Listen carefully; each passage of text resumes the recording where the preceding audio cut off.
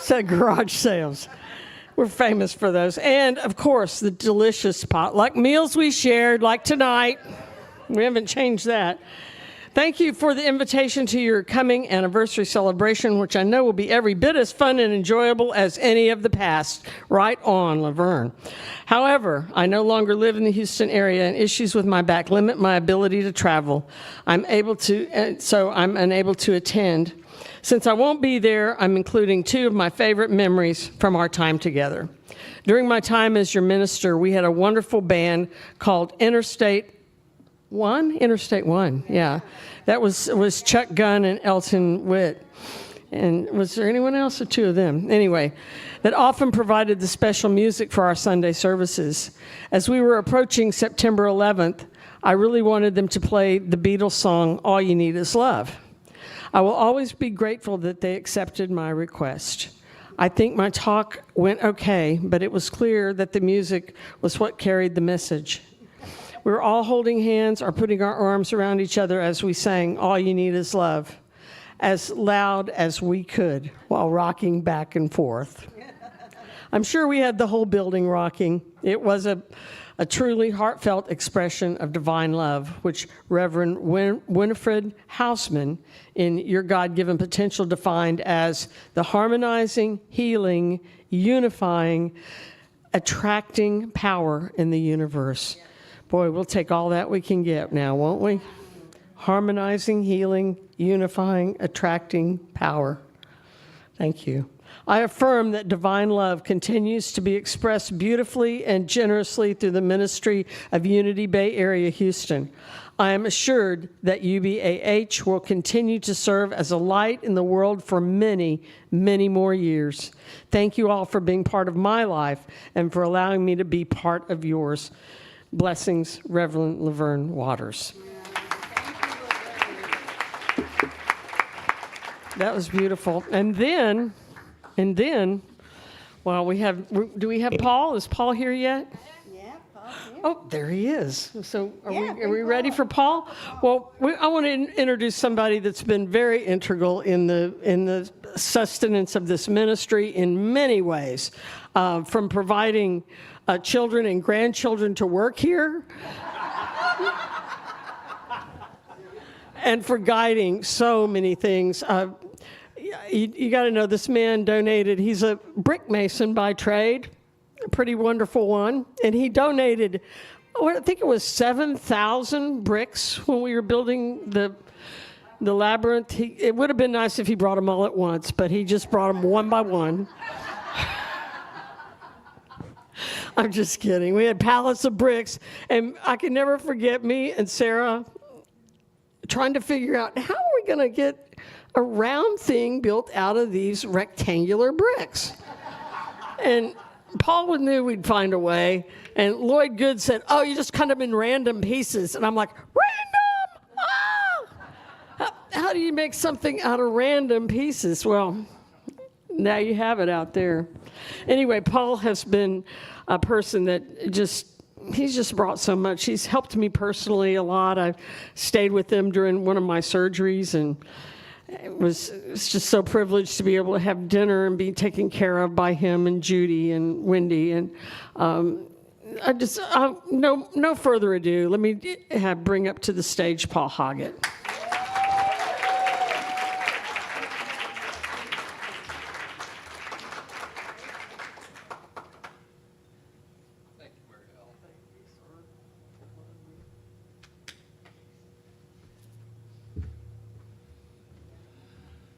I'm sure all of you have seen me around here.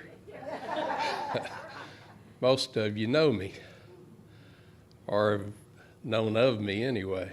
Some of you may be new to the church, and I haven't been around a lot lately, so maybe you don't know me. I don't know. But I'm going to start out.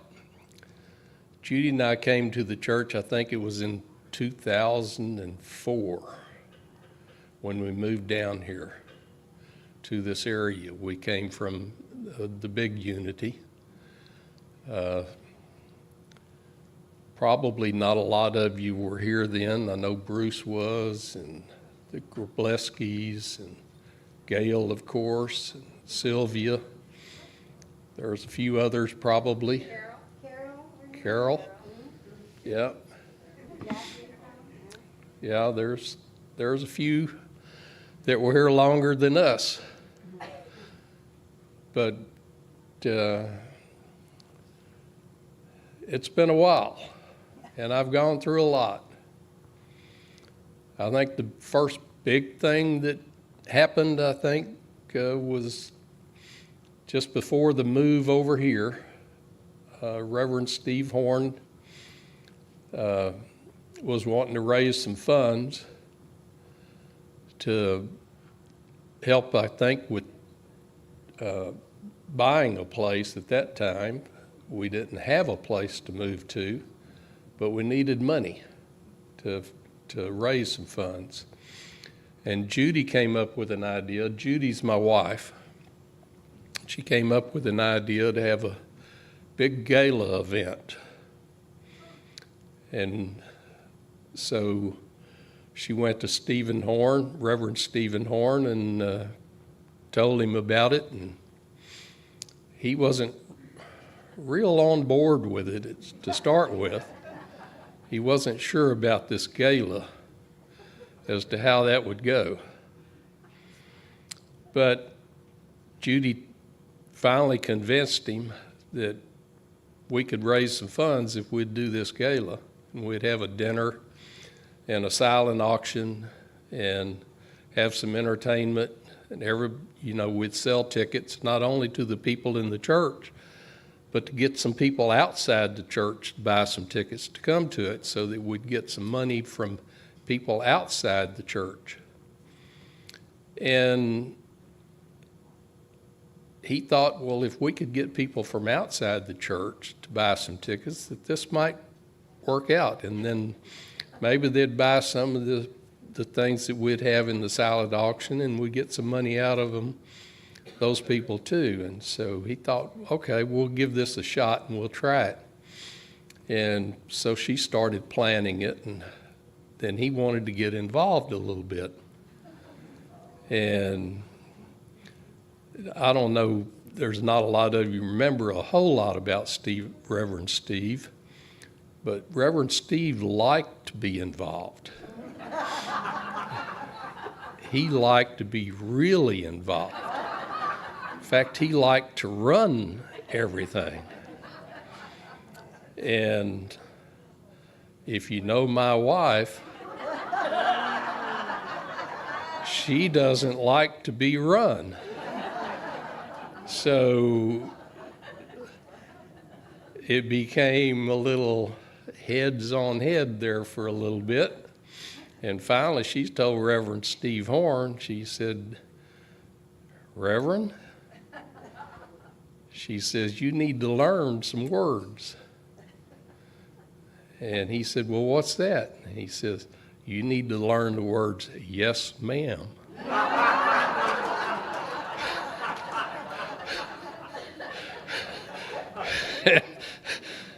And believe it or not, he learned those words. And he let her put this together, and it turned out pretty well. We raised quite a bit of money at that affair. I don't know if y'all remember, the ones that were there remember that, but we had a pretty nice affair. We raised quite a bit of money there, and we had some ballroom dancers came in. And I remember Stephen Horn was there that night, Reverend Steve was there, and those ballroom dancers came out in those very skimpy outfits. And his eyebrows shot up.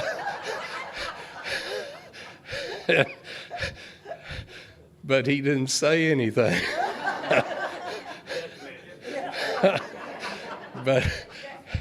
But some of the other ladies' eyebrows shot up too, but it all worked out, and we did raise some funds, and it was a good thing in the long run. It may not have worked out exactly how Judy wanted or as Reverend Steve wanted, but it did raise some funds. And then, no, it wasn't enough money to buy this place, but it was a start. And then we went on, and Reverend Steve really put a lot of work into it. And I don't know how he managed to get the deal that he got to buy this place. I really don't. Because he really, you got to really hand it to Reverend Steve. Because we wouldn't be here if it wasn't for him. I don't know how he did it. And I'm a businessman. I mean, I've done a lot of business deals, dealt with a lot of banks. But how he managed to come up with a deal to get this place without having the real funds do it, I don't know. But he did it. And we managed to move over here. And it was a lot of work moving here, because I remember that too. Bruce can remember that. We moved over here in, one weekend? Moved everything over here and moved it all into this area. And there was a area out here in the middle that was a dance floor. And Reverend Steve didn't want to get anything on the carpet. He wanted everything packed on the dance floor because he didn't want to mess up the carpet. So we had to figure out how to unload everything out of the other church and put it on that dance floor so we didn't mess up the carpet. And we did. We managed to do it. There was a bar right back here. It was in there, but there was another bar facing this side. And it was what would be in this sanctuary. So you had a bar in the gathering room. You had a smaller bar that was facing in here. It was just not an ideal church situation, but we made it into a church with a lot of work. With a lot of work. I worked many a nights and many a days scraping up the dance floor because Reverend Steve didn't want a dance floor. And I thought he was going to help me, but he didn't. But we got it up. And then we had to put more carpet down, hide where the dance floor was at, matching the carpet. You can tell it didn't match. But we got pretty close. And then things went on, and we had to change. We had to build out to do. We built out, had to tear down the kitchen area. There was a bar and grill here. All the kitchen had to go. We had to build out.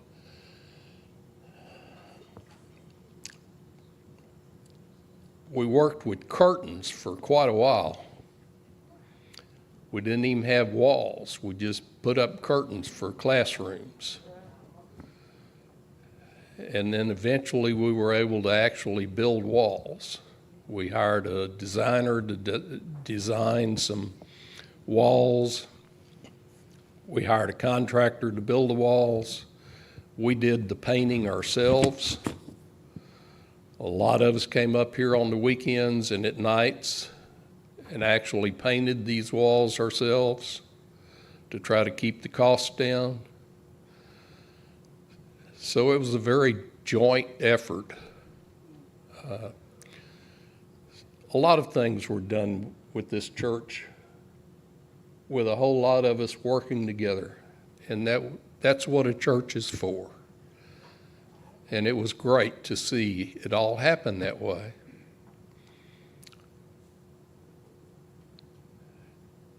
And then later on, after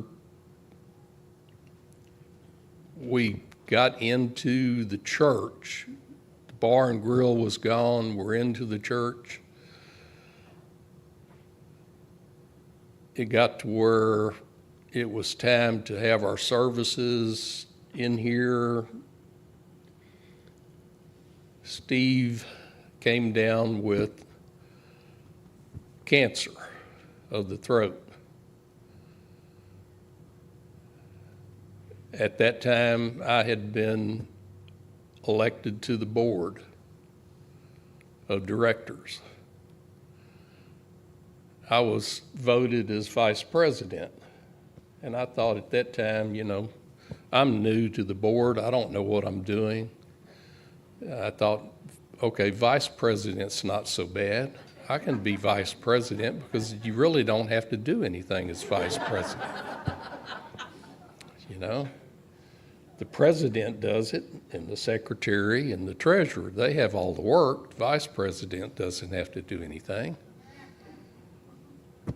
So 6 months into it, the president resigns.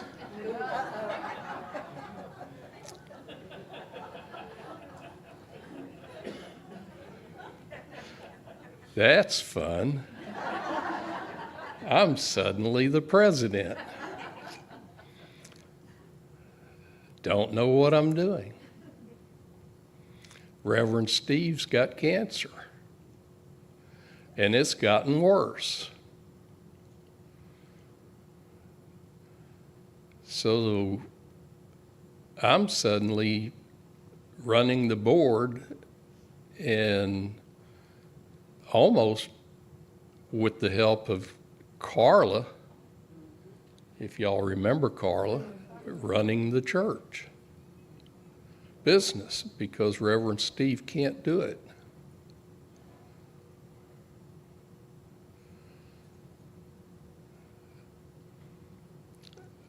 I also have people telling me that Reverend Steve's got to go.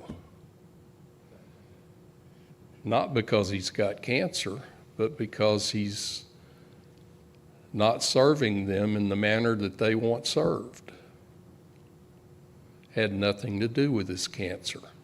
They'd been wanting him to go for a couple of years. So I have a quandary on my mind.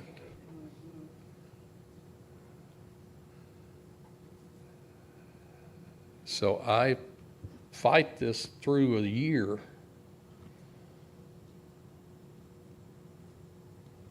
with Reverend Steve, and he and I became very good friends through this. Very, very good friends, because I'm not only knowing that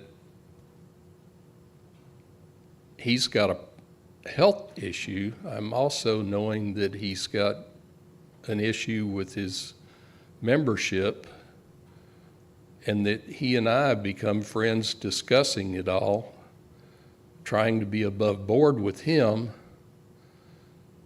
and being above board with my board and with the membership, trying to be fair with everyone.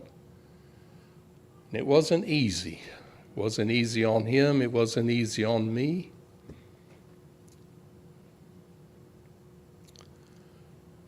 But we went through it until Reverend Steve got to a point that he couldn't perform. And then we had to start using Carla to find other people to handle his ministry here. And we did that for quite a while. And we were still paying Reverend Steve and paying other ministers to preach. And it was a very, very difficult time on the board and on the church. It cost us a lot of money. We were getting in financial troubles. And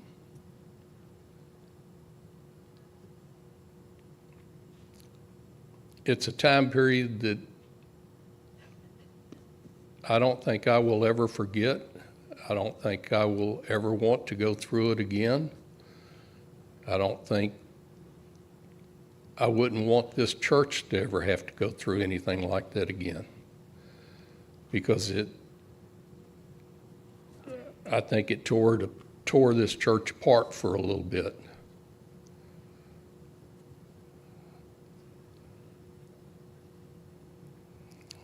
We got a lot of things that happened through all of that time period, but we came through it.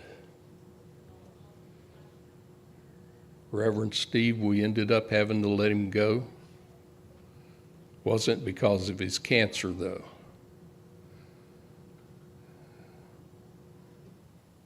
It was because there were people in this church at that time that apparently he could not get along with, and they didn't want him here anymore. And there was enough of them that if we didn't do it, this church wouldn't have survived. And it was time for a change. And they convinced the board that it was time for a change. So we made that change.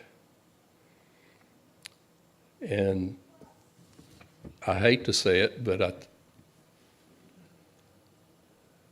I think that was what killed Reverend Steve, because this church was his life. It was hard on me when that happened.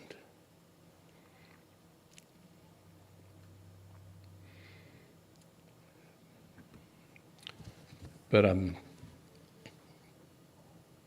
thankful for the people who stepped up and got us through all of that. The Carla Clarks, the other people on the board that worked with me through that, the Elton Witts, the Sue Witts, the Sue Johnsons, those people that were doing the extra work that got us through there. Bruce Landry was a lot of that even. There was just a lot going on in this church at that time, and we got through it. We brought in Reverend Laverne Waters as an interim minister. She did a tremendous job to get us through a year or two.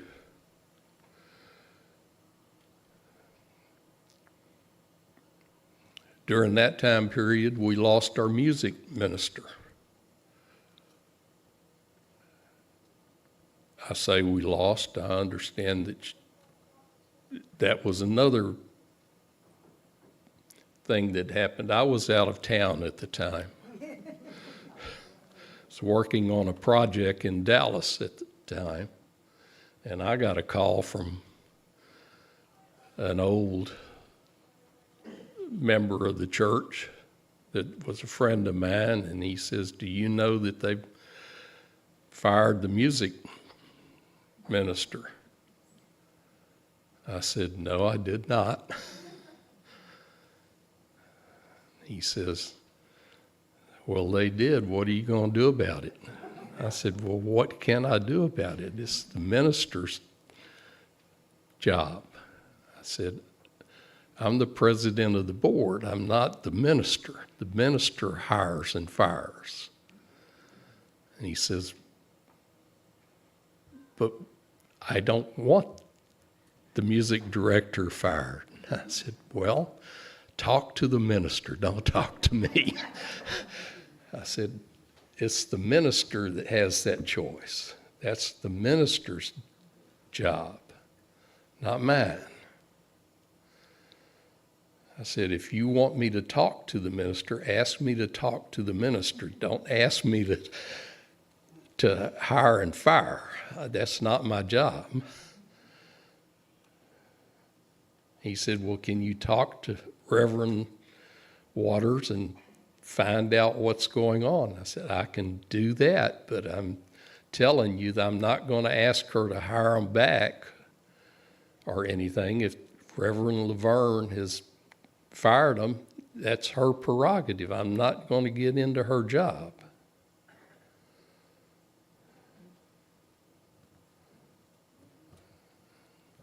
So he said, fine.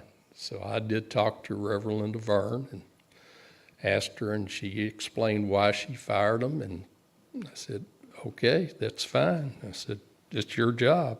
I said, it's not mine. I said, I just told him I would ask, and I did. And she says, you're not going to argue about it? I said, it's not my job to argue about you doing your job. You do your job, I'll do mine.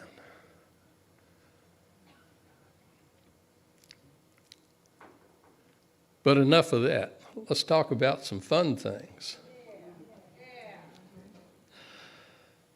When I first became president of the board, one of the first things I did was look at what committees do I have?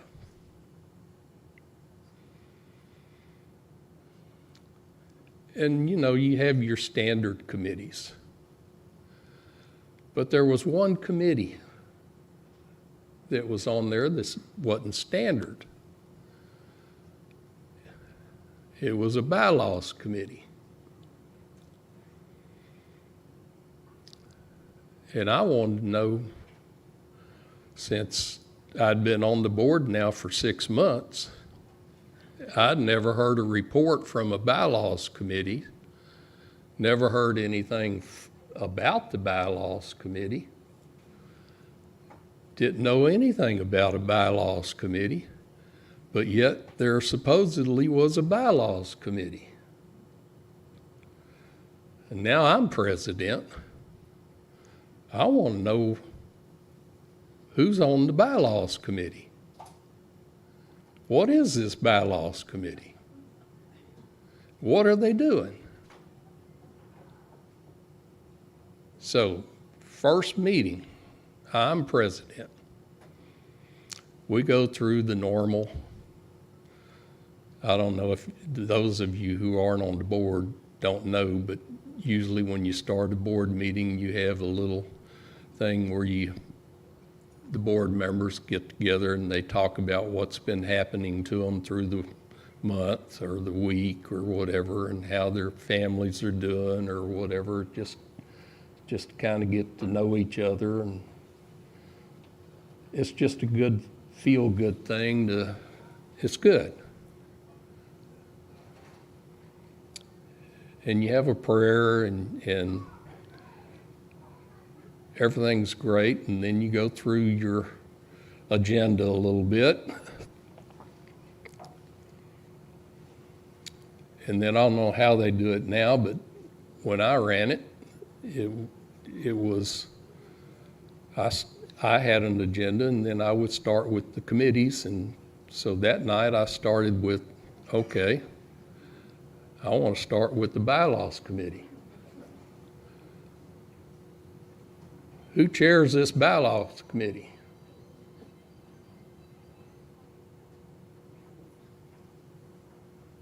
And my secretary of the board was Miss Jo McPherson. She says, I chair the bylaws committee. I don't know how many of you knew Jo McPherson.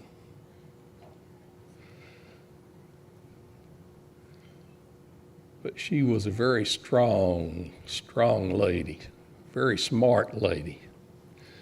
She was secretary of the board. I've never seen, in all my doings of all the boards I've been on, a secretary take minutes of a meeting any better than Jo McPherson took minutes of a meeting. But she took minutes that were just outstanding. But she looked at me that night. She says, "I chair that committee." I said, "Okay, Joe." I said, "This committee's been around for about a year now." I said, "But I haven't seen anything from it." I said, "What has it done in the last year? Has it had a meeting?" She says, "No." I said, "What is it supposed to do?" She says, "It's going to revise the bylaws." I said, "Do the bylaws need revising?" She says, "Yes." I says, "When is it going to revise the bylaws?" She says, "When the committee gets around to it." And I said, "Joe," I said, "the committee's going to get around to it when I give it to it tonight."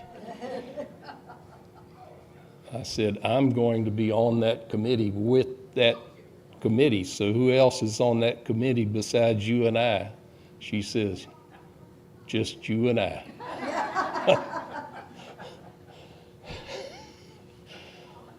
I said, "When are we meeting, Joe?" And she set a date. So we got busy. And we did add another member. But I found out shortly after that from her husband that she was Mensa. That's how smart she was. And I was dealing with that. So that was kind of fun.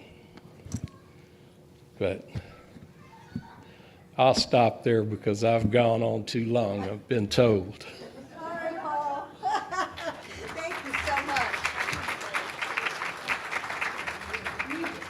I know that I want to keep everybody going with dancing and things, and we've got some more areas to cover. And Paul, thank you, because through the years, you have been certainly the glue that has held this place together a long time in the process of it, along with some of the other key members here, the Kay Woods and some of the others that have been here, and Gail, all of y'all that have Bruce that have been here, the Gobleskis have been here through the years. Well, I wanted to share with you something that I wanted to acknowledge in these 30 years that have passed, and I may have missed people, and so I have an option of how we can handle this, but I want to take a moment to acknowledge the people that have passed away during this time period, and there have been many. And I'm just going to share some names, and what I've done, and what I want to ask of each of you also is I have written on ribbons up here on this tree and tied them on the names of the people that have left, and we're going to call this our memorial tree for now.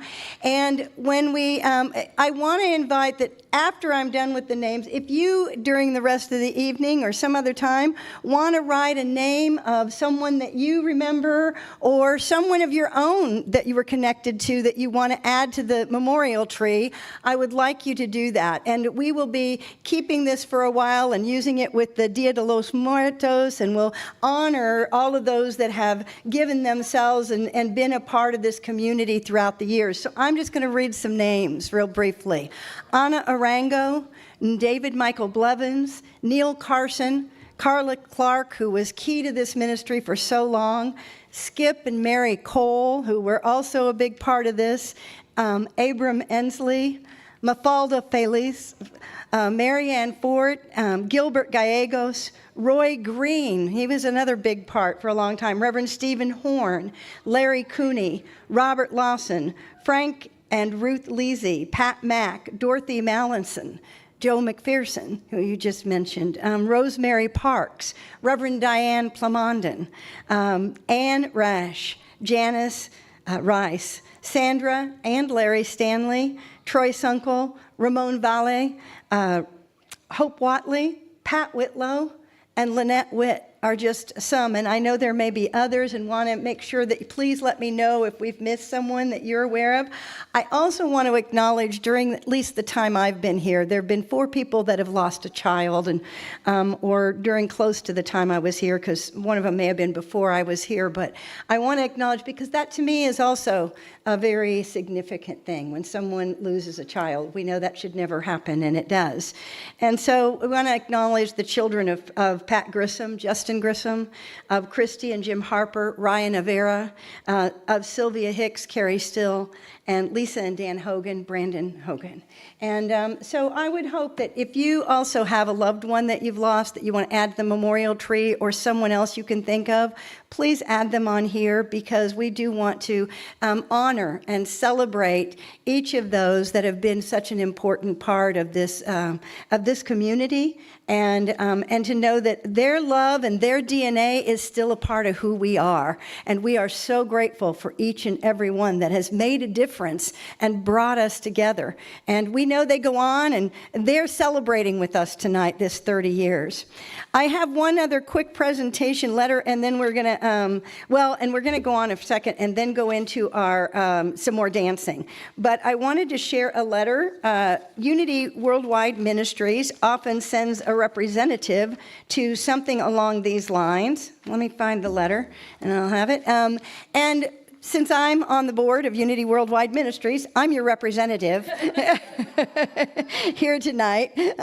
But I wanted to let you know that they wanted to acknowledge at this time this ministry as well for our 30 years. Well, I had the letter here somewhere, and I don't know. It's walked away maybe, or maybe it's on this other piece of paper. Here it is. I found it.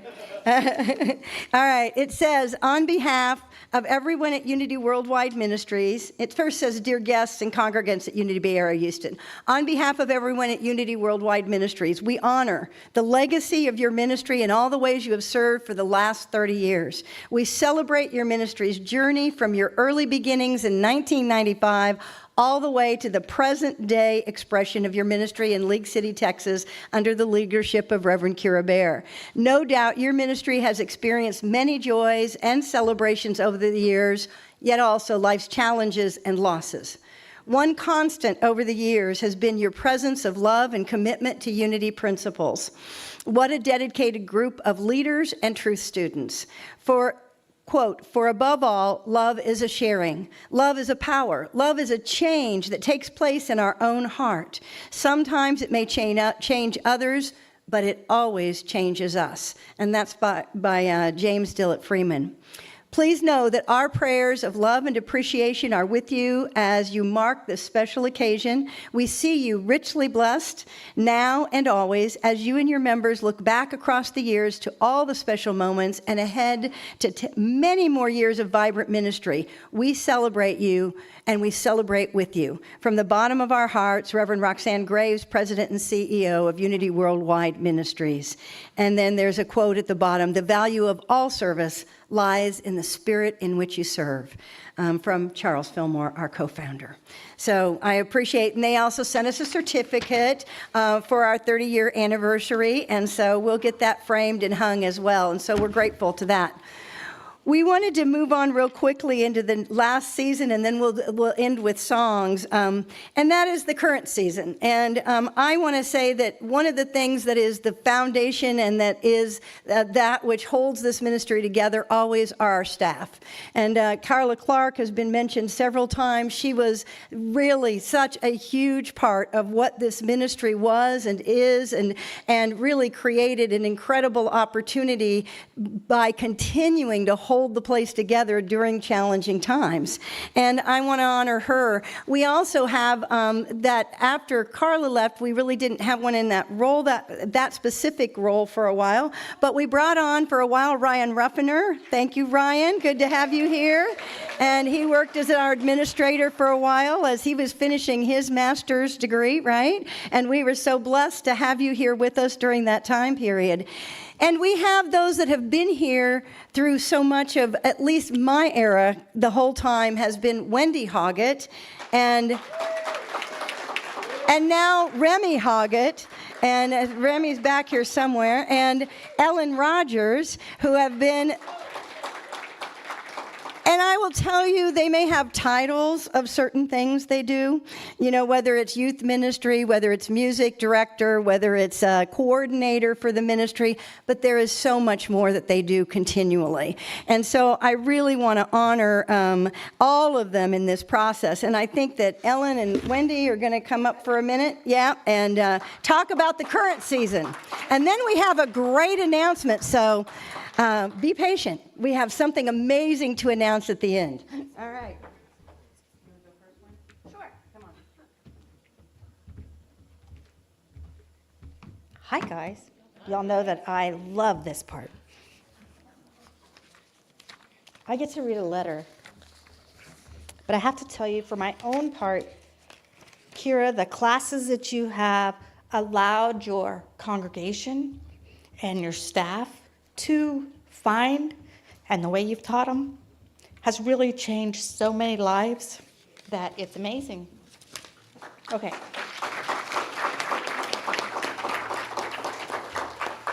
I think you hid my letter. Sorry, it's here somewhere. Did you find it? Here, hand me things that are not it. I'll be useful. Might be in the folders. Sorry, I left all the papers out. Hand me all the things that are not Thanks. it. Look, I found it. So Doug and Troy couldn't be here tonight, so they wrote us a letter. So not everybody may know. Oh, okay, so Doug was minister with Kira for a year and a half. He was an intern first. He was an intern first, and then he came on as a co-minister and was here for a year and a half and taught classes and led prayer chaplain and etc. And then went on, and this is his journey from there.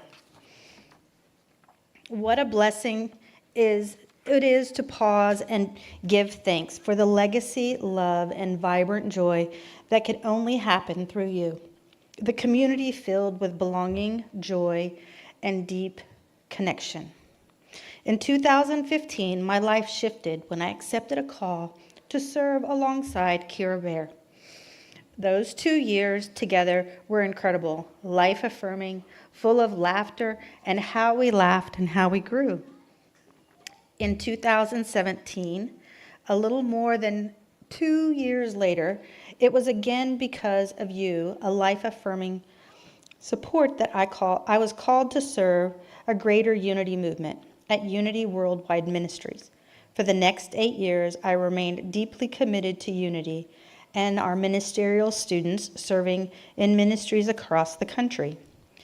After 8 years of walking with ministries in transition, Spirit guided me to settle in Dallas this spring and answer a divine opportunity to serve Unity of Greenville Avenue as a senior minister.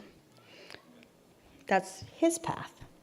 And what he remembers of us is Christmas will always hold a special place in my heart, especially the unforgettable Christmas in July party that we, Unity Bay Area Houston, threw for Troy and he.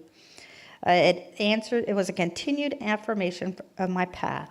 You will always be the answer. You may still be wondering who Santa was. If you were at the party, Santa and Mrs. Claus were there, and it was a fun time. One story that creates it is one of the stories that creates my tapestry today. You have a special moment when you can call a place home, and that's what happened in Unity Bay Area, Houston. Myrtle Fillmore wrote, "We are a radiating center of light, of life, of love, mighty to attract our good and radiant good to others. This is you." One of the questions I pose for the readers of my new book, The Resonance, is how you actively embrace the idea of what you can become together. And I think this church is a wonderful example of that. Unity is a value in our home. We are one. Always remember, Bay Area Houston is a catalyst of spirit that calls you forth and a light beam across the universe of God's expression. Reverend Kira, thank you for all you do. You are a visionary leader who taps into the universal presence with wisdom, authenticity, and joy, and always reminding us that we are both teachers of wisdom and students of truth. Bless you all, and thank you for your radiant blessings. Take care. Would you like to read? Ellen has a huge list, and she did such a good job that I didn't think I could add to it. So I'm going to let her say all the many things that we've done through your time. Kira says, can you talk about, for 5 minutes, the things that have happened since 2013? I said, watch me. The name of this is Kira Said Yes.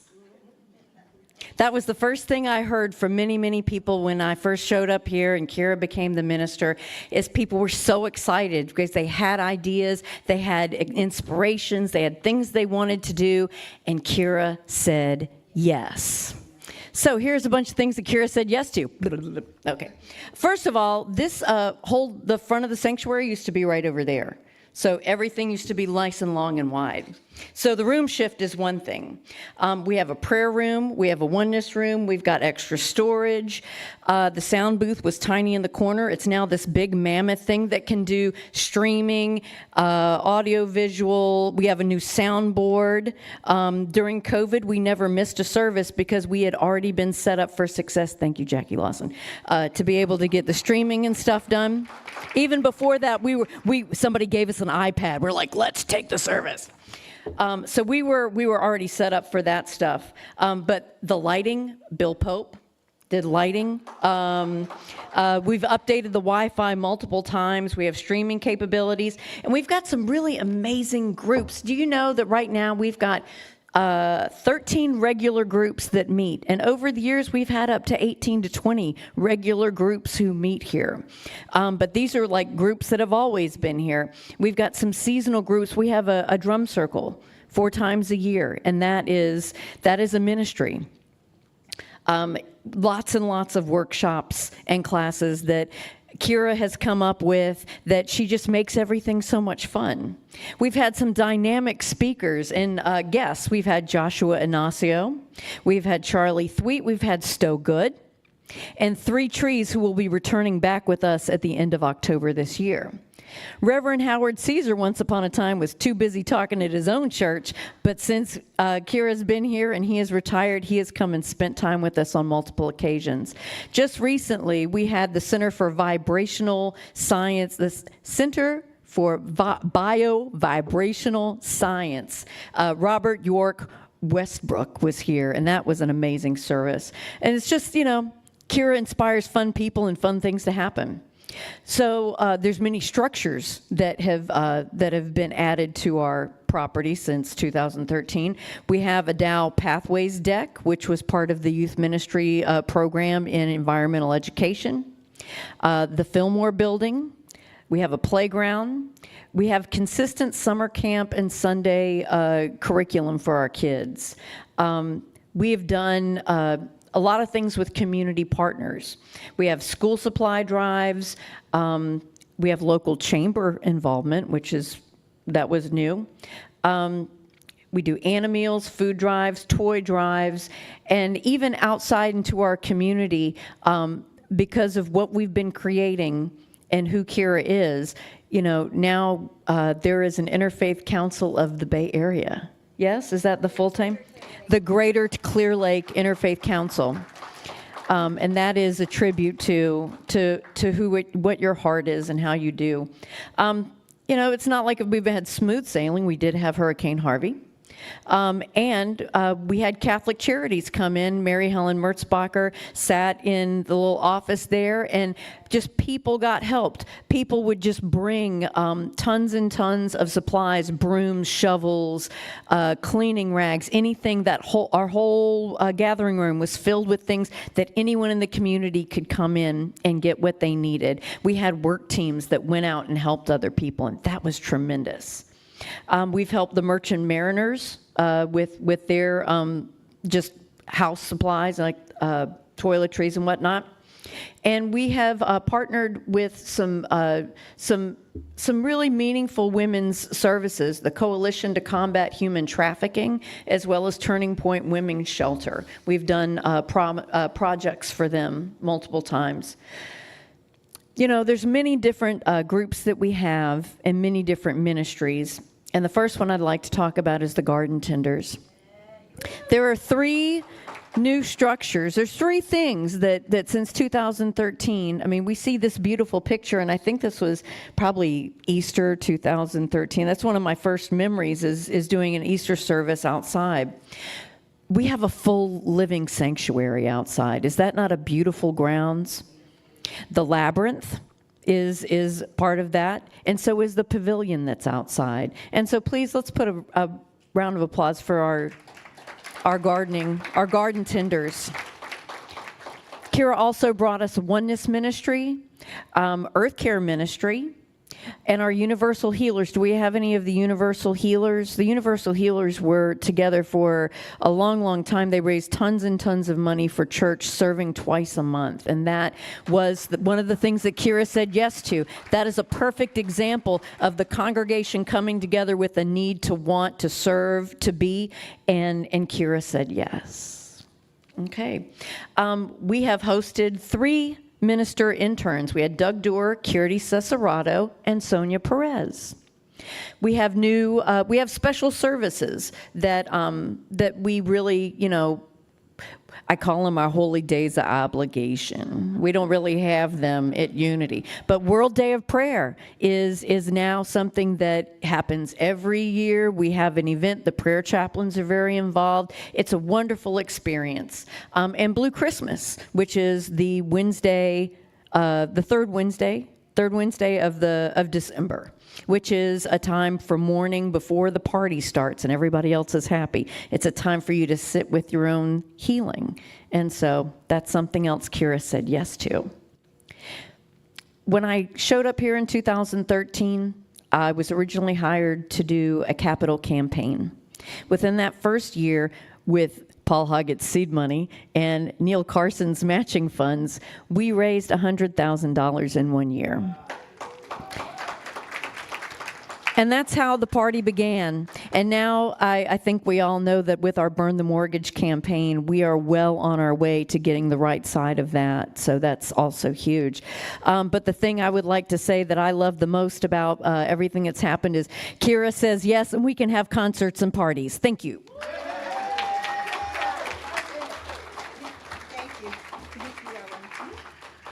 And I know we want to get on with the party. I have one quick announcement because as we look at the things that have brought us through these 30 years, and we continue to look at the ways to thrive this ministry, and part of that is partnerships. And we have a new partnership that we're announcing tonight that we're going to be developing over this next course of the year, is that we're going to be partnering with a school, the Learning House of League City, Texas, and Cameron, who's the lead of that, is here with us tonight, and her husband Mark.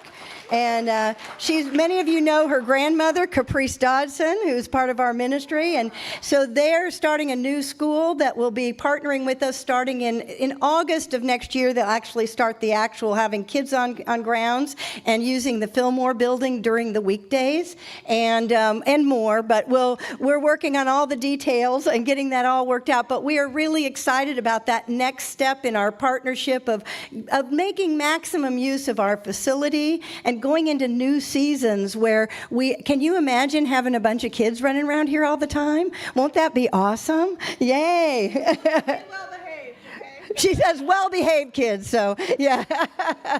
It'll be wonderful. And I know one of her visions is also even bringing in people to teach life skills and things, and it might be some of us that have things to offer. So it's a beautiful partnership we're looking forward to, and the board just approved it, and now we're working on the details. So we're very excited about that.